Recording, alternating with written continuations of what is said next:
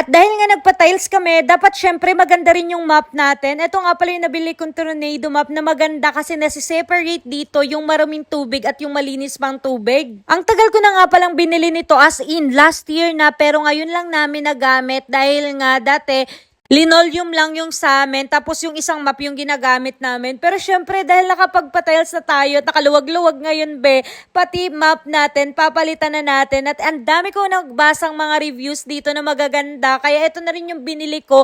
Tapos, ang ganda din talaga niyang gamitin. Kasi sinubukan na ito ni Jerome at talagang napahanga kami. Kasi imagine mo, yung malinis na tubig, hindi sasama doon yung maruming tubig na pag nagmamap ka na. Kaya naman talaga worth it ito para sa price niya. Grabe talaga, pati pala map upgraded na katulad nito, ang ganda nito. Kaya naman maire-recommend ko rin sa inyo itong map na ito. Ilalagay ko na lang sa basket yung link ng pinagbilhan namin. Ang ganda niya at ang ganda din niya talagang gamitin. Kitang-kita nyo naman, o diba, nakahiwala yung maduming tubig at saka yung malinis.